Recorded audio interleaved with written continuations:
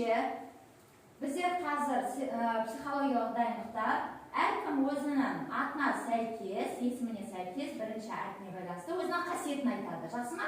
Мысалы, Зинеш зейіндімін. Атында айтып еді. Еркеназ еңбекқор. Ерхан ержүрек, Каусар көңілді. Санжар сыпайы. Медина мейірімді. Дидар данышпан. Әмина ақылды. Ризман нұрлы. Аярлы ақылды. Айнұр әдепті. Шартілек жүйрік. Әбілмансыр әдепті. Анжу ілтипатты. Жұбаныш жомартты. Каусар көрікті.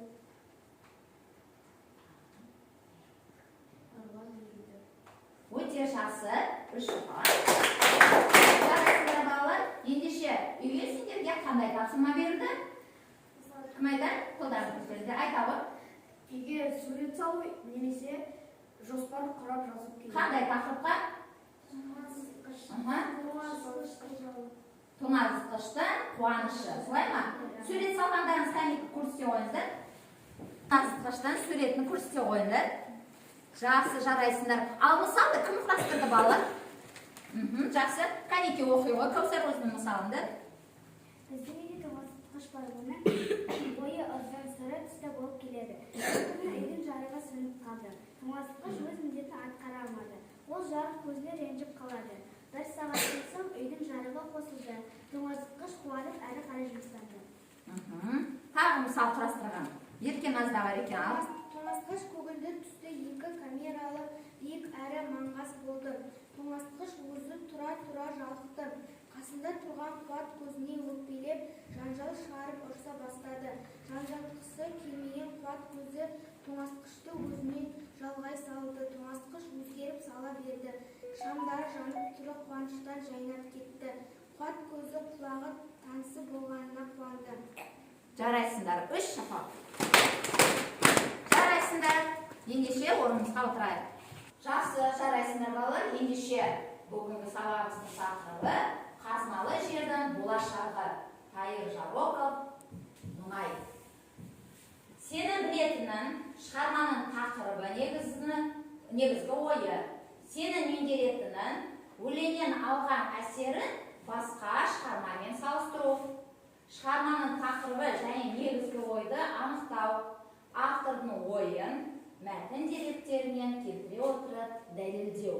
Қазір балалар кітаптарды ашып, тақырыбы нешінші бетте? Аша қойыңдар. Мұнай тақырыбын кім жазған екен? Ендеше Тайыр Жароковпен оның мәліметі бойынша таныс болайық. Қанеке кім оқып жүреді? Еркеназ оқиды. Тайыр Жароков Тақтаға қарап. Тайыр Жароков ақын, Батыс Қазақстан облысы Жәнібек ауданы Жетібай ауылында дүниеге келген. Оны Жароков өтер кезінде көре біліп, оны шабыттана жырлаған ақын күн қатты поэмасында кеңес ұшқыштарының 1934 жылы 22 километр биіктікке көтеріліп дүниежүзілік рекорд жасаған ерлігін романтикалық қуатпен шаттана жырлады. Тасқын поэмасында 1921 жылы Алматыда болған су тасқынын суреттей отырып, адамның қайратын бейнелеген. Өте жақсы. Оқулықтағы балалар Мұнай өлеңін ашып, қанеке оқып жіберейік. Аштық па? Кім оқиды? Жұбаныш сен қанеке оқып жібере ғой, танысып алайық. Мұнай. Каспийдің күміс көбік толқынындай, бұрқаның жетін астын кезін шулай. Арналы ал бемір шыңғыр ауылынан бұрқырап көкке шапшып шыққан мұнай. Бұрқыл сап жердің жетпіс қабатына, ағызған мұнайды ел қайратына, сүйсініп елім көкке шарықтаған, көш беріп самолеттен қанатына. Жайнаған біздің байтақ жеркенге бай, сен келе біздің елге ел бар қандай. Қанындай елді соққан жүрегінің, шалықтап өмір көре жатыр мұнай. Жақсы. Бұл Тайыр Жароков балалар Мұнай өлеңін жазған екен. Ал келесі біздің өлеңіміз Әубәкір Қайраны жазған Маңғыстау деген өлеңді. Қанеке осы өлеңмен таныс болайық. Кім оқып береді? Әмені сен оқи ғой. Кеше Маңғыстаудың даласы, бүгін байлық тұмасы, ол шүпілдеген шарасы. Атқылатып тереңнен, қапжарып жер өзегі, асырады киесі, газ бен мұнай өзенінен. Алынбаған кен көп, Маңғыстаудың қойнынан, еңбекке озған ері көп, жеміс өнер тойында. Не туралы айтылған балалар? Мұнай туралы. Мұнай қай жерлерде өндіріледі?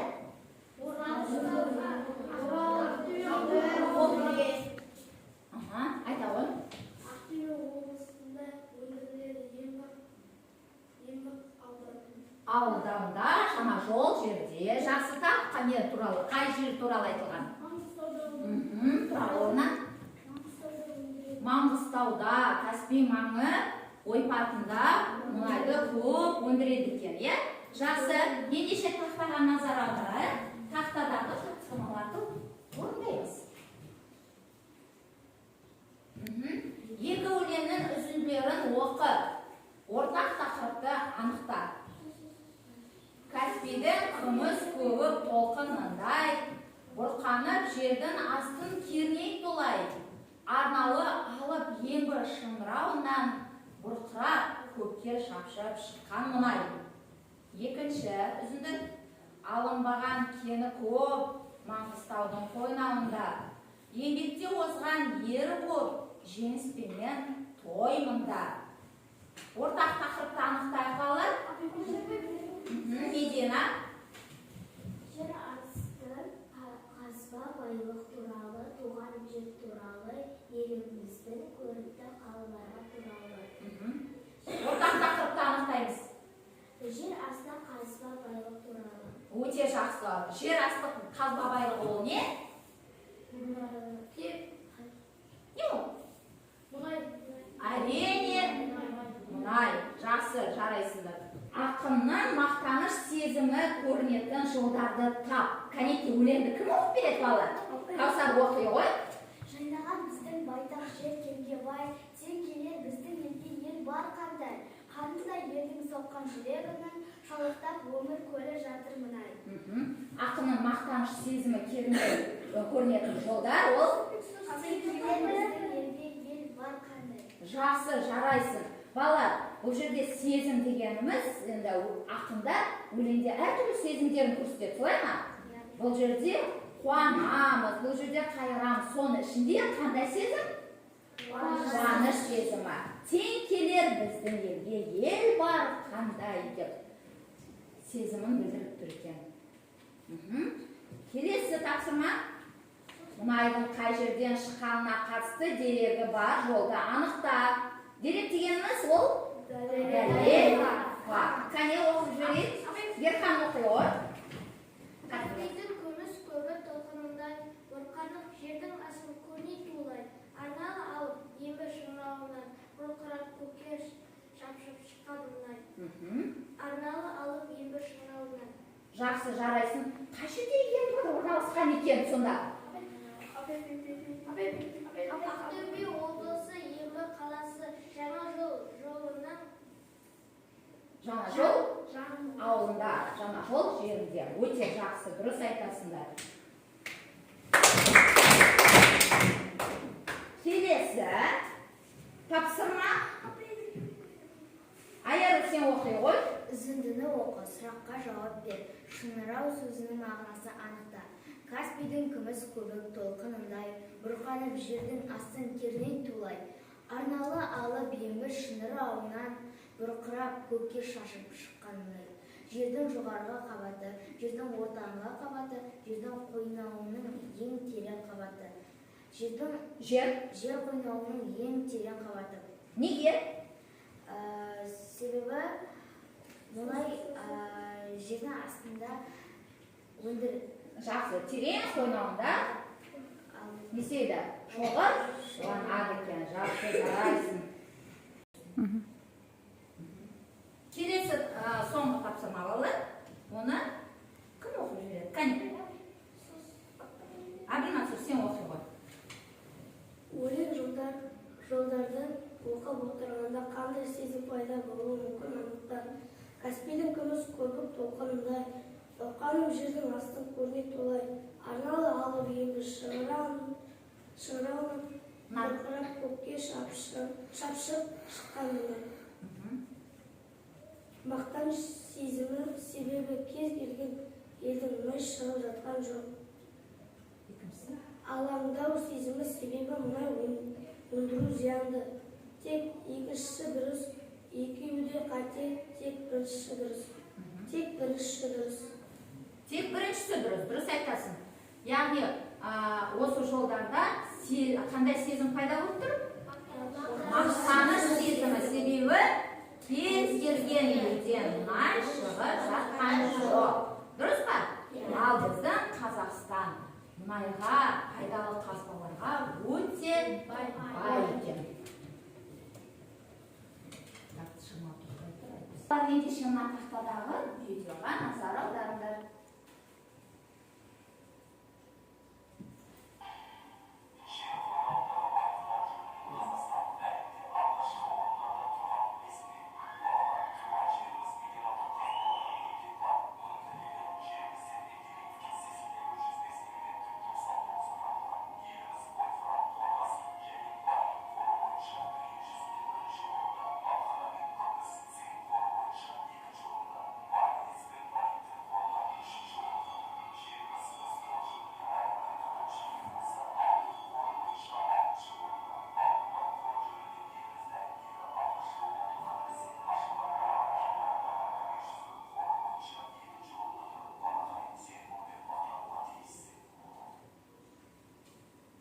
Сонда балалар, біздер несімен мақтанамыз біздің жерімізбен, қалай мақтанамыз?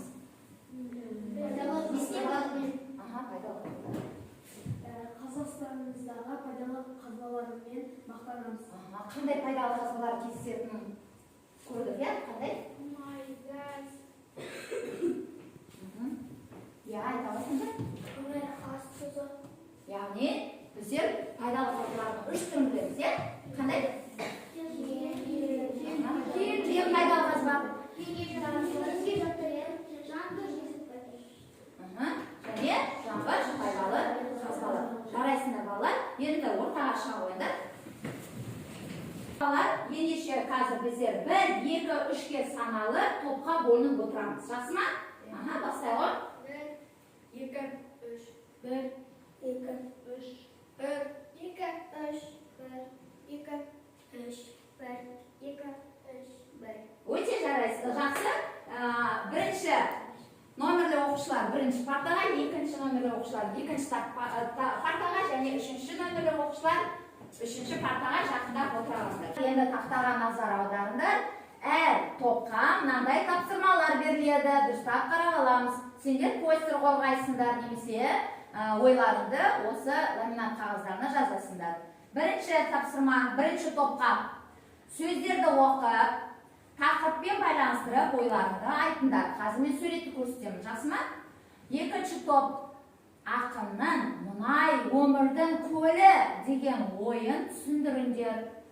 Үшінші топқа алынбаған кені көп Маңғыстаудың қойнауында деген өлең сөзімен Маңғыстау өнерінің болашағы туралы не айтасың? Осы тапсырмалар бойынша балалар сендер жұмыстанасыңдар. Өздерінің ойларыңды жазасыңдар. Кірісеміз.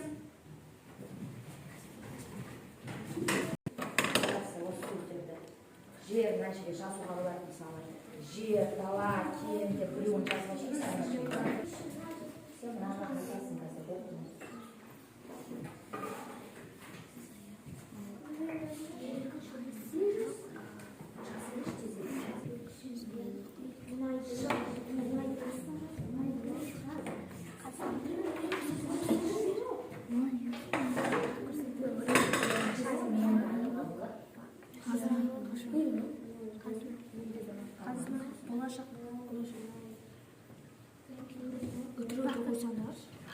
Оқы деді. Сочка. Сен дайын оқышайсың, оқып қазір айтасың.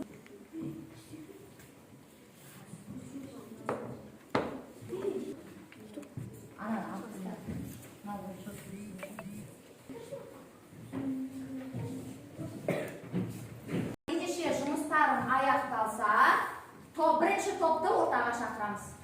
Kela qo'yinglar. Қазақстанның байлығы өте көп және қазынаға бай жер. Біздің Қазақстанда халықтар бақытты. Болашағы Зор. Жақсы, жарайсыңдар бірінші топқа. Тамаша, жарайсың. Отыра. Мұнай өмірдің көлі. Біздің табиғи байлықтардың ішінде мұнайдың орны ерекше. Мұнай экономиканың барлық саласымен тығыз байланысты.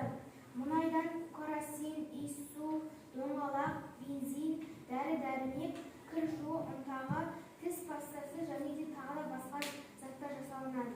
Өте жақсы, жарайсыңдар. Тамаша, жарайсың. Кезегі белгілі. Мұнай суық отын өндіретін басты шикізат. Мұнайда бензин, керосин, дизель майы, иіс сулар, бояулар, автокөлік дөңгелектер, антисептикалық маталар мен пластмастар, кір жуу ұнтақтары, кремдер мен майдар тағы басқа өнімдер жасалады. Мұнайсыз өмірді елестету мүмкін емес. Өте жақсы. Тамаша, жарайсың. Отыра қойыңдар. Ал балалар енді орында.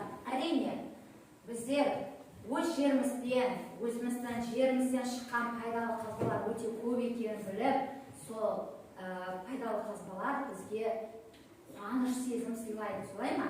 Бүкіл әлемге танымал видеодан көргендей, естедік. Пайдалы қазбалар көп екенін білдік, солай ма? Тағы не білдіңдер балалар? Бүгінгі сабақта не үйрендіңдер? Айталым. Жақсы. Бізде Қазақстан кен пайдалы қазбалар Бай.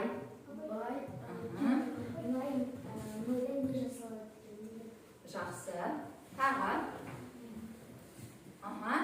Ең баста біздер не істедік? Екі өлеңді салыстыра отырып талдады, солай ма? Жақсы. Бірінші өлеңнің, мұнай өлеңнің авторы кім? Маңғыстау өлеңнің авторы кім? Жақсы. Ал балалар, сендердің өлеңде мұнайдан жасалған заттар бар ма? Бар екен. Ендеше балалар, үйге жазып алыңдар. Осы өлеңдерді мәнерлеп оқисыңдар. Және де өз үйіңде мұнайдан жасалған қандай өнімдер бар, соның тізімін жазып келесіңдер. Сабақ аяқталды.